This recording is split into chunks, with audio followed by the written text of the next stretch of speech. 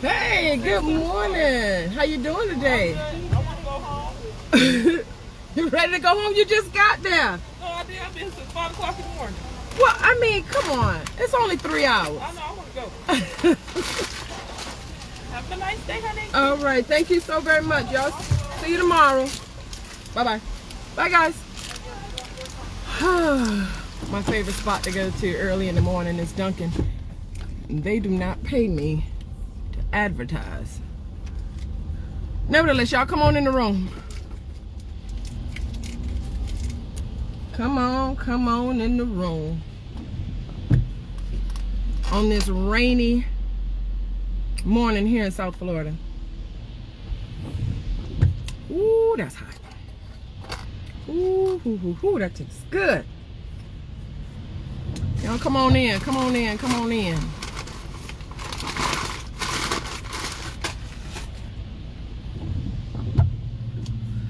Let me know that you're here.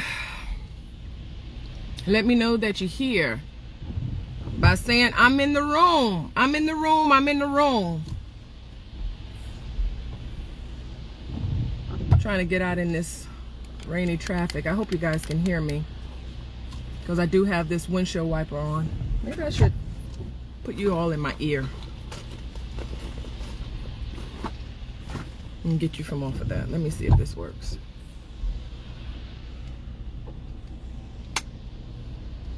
Can you hear me? Can you hear me out there in Facebook land?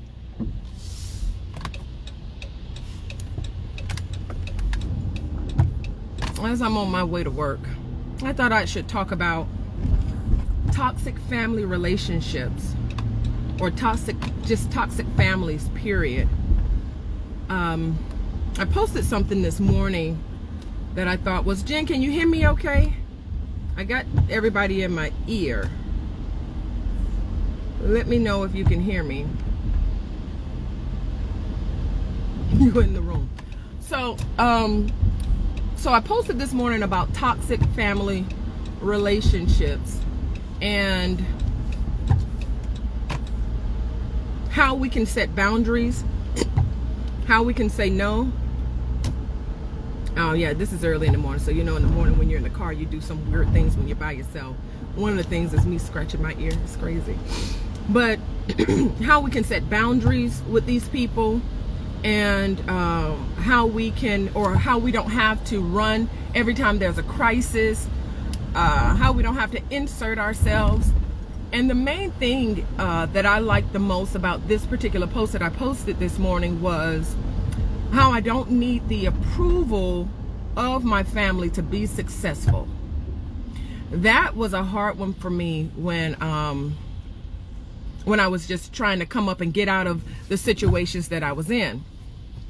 And it was a really, really difficult situation because all I knew and all I had was, was my family at the time. But then we see so many families that are just extremely toxic in a way that it is hard sometimes for us to really talk about it because we don't want to hurt somebody. But then when they continue to hurt you, what do? When your family is hurting you and you want to walk away and you want to, thank you. I'm glad you can hear me because I didn't think that you could. What's up, Felicia? When you want to walk away from these people, but they're your family, like, what do? You got to learn how to set boundaries with these people. You got to learn how to set boundaries. If you do not set boundaries, they will run all over you.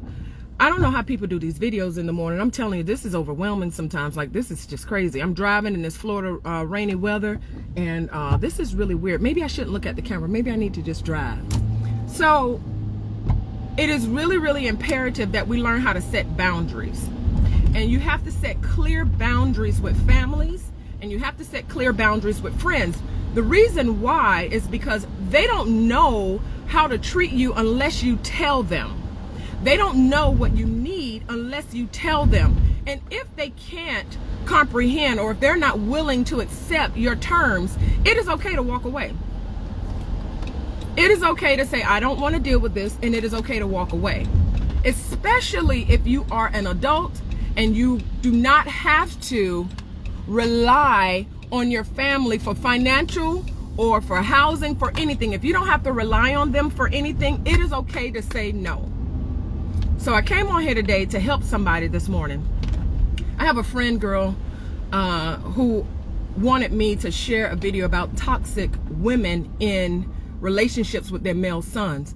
I don't think people are really ready for that type of conversation, because I do, some of you know that I work in substance abuse, and my contract for this company is a wonderful company, and the cries that I hear from some of the men is the most hurtful thing that you would ever want to hear. And if you were to tell a woman that she is toxic in a relationship with her son, it is hard for that woman to understand that, especially if she's been hurt so many times by the men in her life, that she is grooming her son to be the man in her life. It is hard for that woman to see that she's doing that. She doesn't think that she's doing it. But that's a whole different that's a whole different thing. That's a whole different thing. I know in my culture, you know, the black women have had to be extremely strong, and a lot of I'm driving safe, Dr. Tarlo. In the black community, the black women are the backbone of the family, and there's a lot of history behind that as to why the women had to actually come up and do a lot of the things that that they had to do. But if you don't know your history, what will happen is that you will fall victim to that the black woman is the head of the household. But that's a whole different topic. I don't think that a lot of you guys are ready to hear that. But my main topic today was setting boundaries with family members, setting boundaries with the people in your life that are extremely toxic, and you know that they're toxic. It is okay for you to set a boundary, to set limits, to say, no, this is not what I'm willing to deal with. You got to open up your mouth. I think this is the second time that I'm talking about boundaries. Maybe I need to do something to show you guys how. Would you like something like that? Or give some examples, or bring someone on that can help to show you how to set these boundaries? Like, it doesn't make any sense that I'm associated with all these therapists, all these doctors and these lawyers and things like that talk about these things offline with me. I can just bring them on so they can show you how they've set those boundaries, because sometimes people need some examples, because we're running to our family crises, we're running to so many different things. You know, I must say that I've ran to one particular member in my family that, you know, shall remain nameless, but it was like, we got some good news for this particular family member today, and I was so relieved, because some of the things do fall back on the family members when you have one particular member of your family that can't get it together. And you're just like, listen, I don't want nothing to happen to this person, but what do I do? You got to set your boundaries. You have to learn how to say no. You got to learn how to say no. So I would like to, let me see who I have in the room today. Are you guys enjoying this conversation? Because I could really say so much more, but I want to be careful of what I'm saying, because I have a lot of people that follow me on here secretly. I do, like I said, I am in the substance abuse community, so I'm very careful with what I say, especially with their parents and things like that watching. You want to be careful. You know, I have different clients that I see, and I want to be careful with the things that I say, because you don't want to steer anybody wrong. Tamara said talk. So give me 1 second. Let's see who's in. Janifa, are you all right with me bringing you in? Who else is in here? Who else is in here? I got Dr. Tarlo in here. I would love to bring her on. Good morning, Jeremiah. What's up, Reggie? Ooh, Joanne says, ask God for guidance. Listen, let me tell you about that. What if you're asking God for guidance and you don't hear anything? What do you do? What do you do? What if he's just not talking?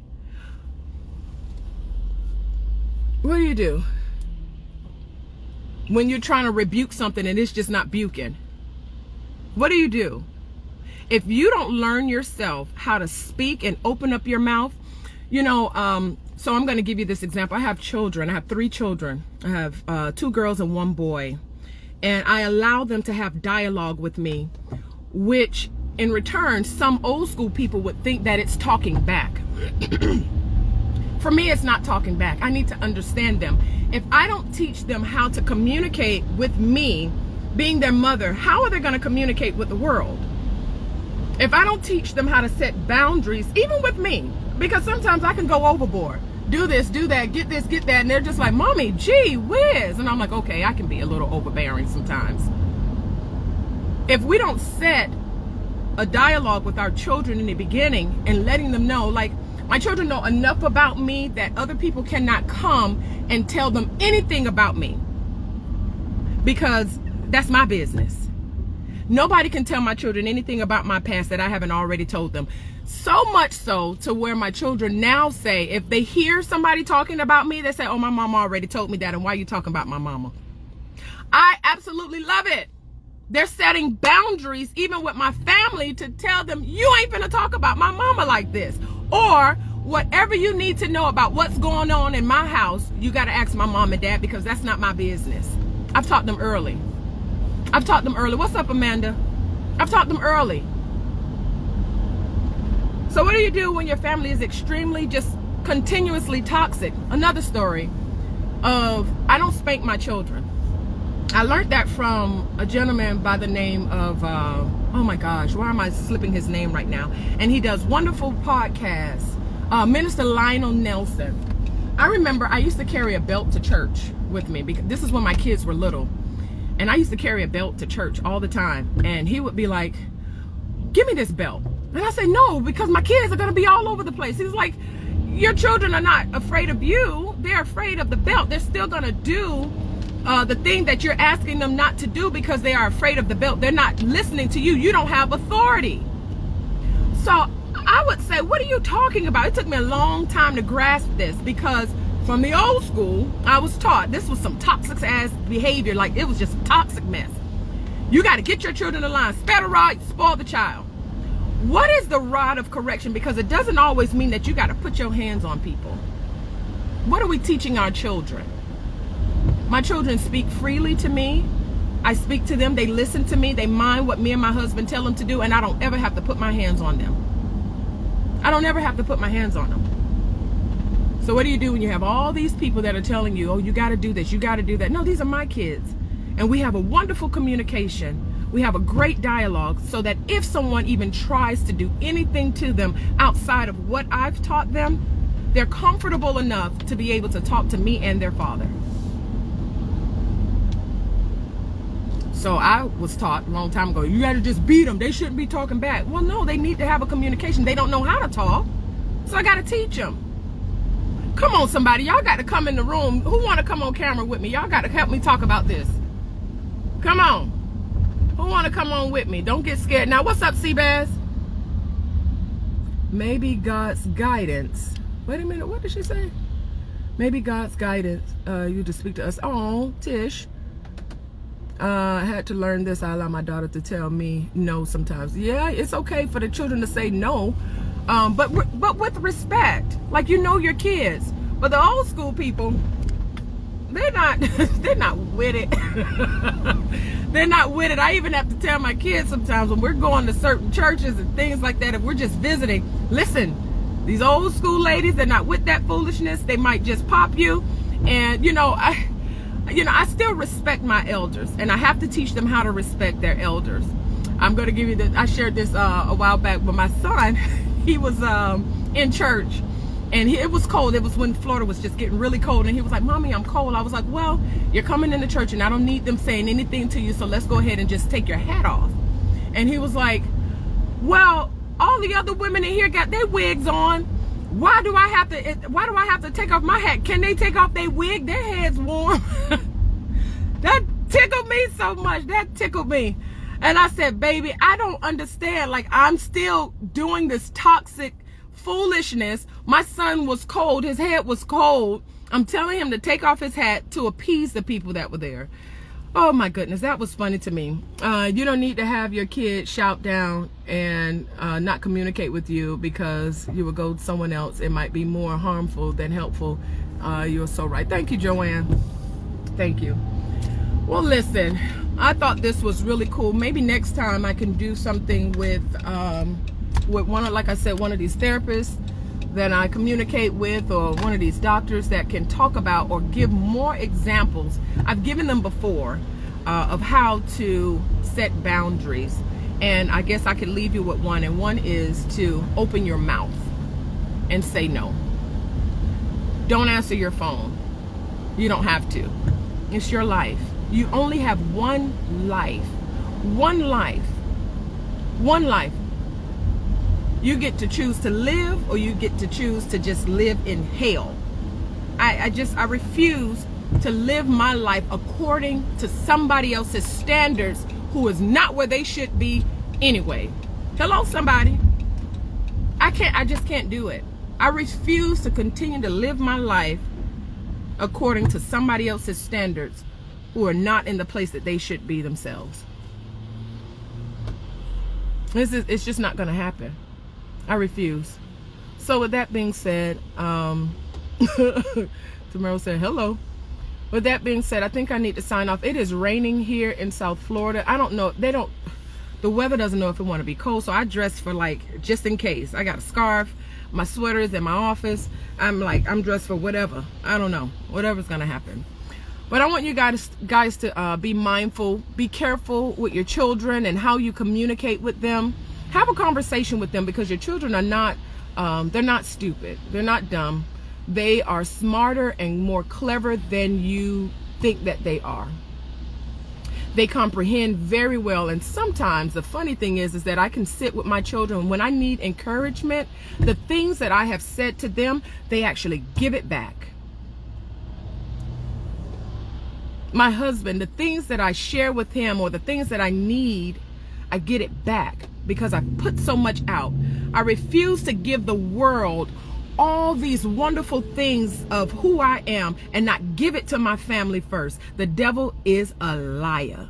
You don't give the world everything. You don't give the world all of you, all these likes and all this foolishness, and your family, your children that are sitting at home with you, your husband that is sitting at home with you, absolutely knows nothing about you. Where they do that at? Everybody outside saying, oh, your mother and your father, they're such wonderful people. And then they looking like, who are you talking about? I love when my children say, oh yeah, no, my mom is the best mom. She is the greatest mom. She's the best ever. She's the best ever. Oh no, that's my mom. I love when my son comes home and he's like, what's up, best mom? And I'm like, what's up, best son? And he comes and gives me a hug. He just called me before. That's why I said, give me 5 minutes to log on, because he said, I want to tell you, mommy, I want you to have a good day at work. Make sure you eat something, because I know you have to take your medicine. Make sure that you're eating something good. And he gave me a list of what he wanted me to eat. He wants to make sure that I'm okay. My son is only 8. My daughter's called just to make sure that I'm okay. I want that.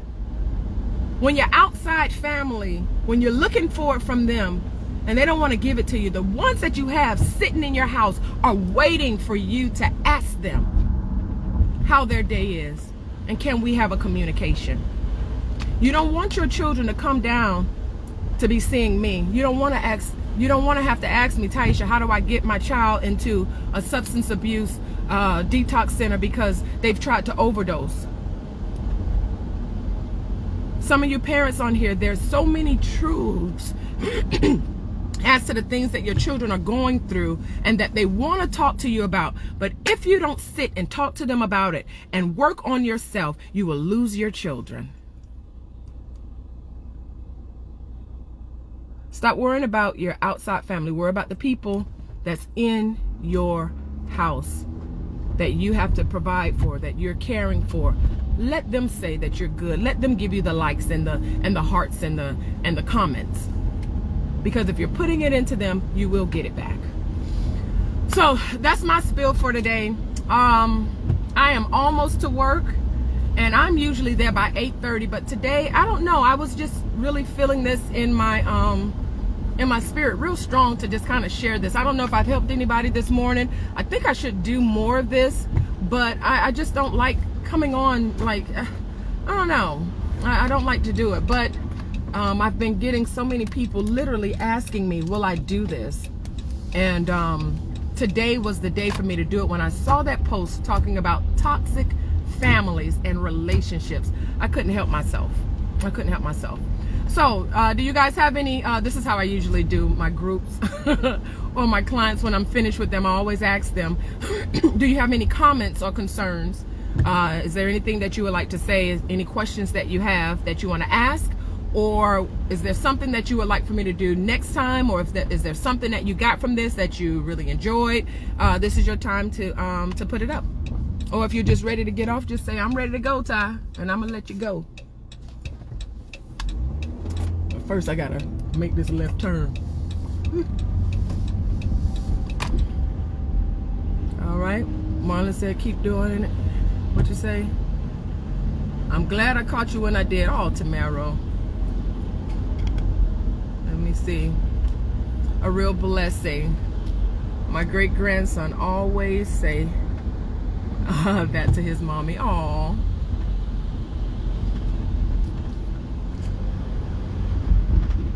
Let me see. I'm almost at the red light. Yes, I want to live a life of happiness. Me too, Jen. Please do it. So well needed. Tiana, you missed the whole thing. I'm about to look. Sis, I'm about to bring you on. Y'all don't want me to bring Tiana on. Y'all don't want me to bring Tiana on. Tiana is the queen of getting people together about toxic relationships. And just, oh my gosh. And she's a wonderful businesswoman as well. She's always doing something. And she does her live posts as well. I need a podcast. Probably. You know, I want you guys, especially the men that are on here, some of the women, you guys could just follow him as well. His name is Lionel, Lionel Nelson, Nelson. I really look up to this guy. This is he's really, really good in the community, especially with black men and different things like that. Oh, Dana, you're so sweet. I need you to be my therapist. You know how we used to do in school. I need some help. Just look him up, Lionel Nelson. He does this thing called A Father's Note. And he talks about so many different things that happen in the black community, with fathers being absent and so many. Oh my gosh, he does an amazing job with how he does things. It's just really absolutely amazing. So I would encourage you guys to go and follow his podcast. He's also on Facebook as well. But so if all hearts and minds are clear, I'm going to go ahead and end this. Like I said, it's raining out here in South Florida. I don't have time for it. Look at this foolishness. Look at it. I don't know what to do, but I'm finna get off this phone and get my mind right for my clients this morning, because I have a group at 10 o'clock and they will be waiting for me to be in there. So maybe I'll give them some of this that I've given to you guys. We'll talk about boundaries this morning again, because you can never get enough of talking about boundaries. Well, that's all, folks. Y'all have a blessed day. It's wet. Get your umbrella. Keep yourself dry. Don't catch no cold. Don't catch corona. Wear your mask. Y'all be safe. I love you guys with the love of the Lord. Be careful.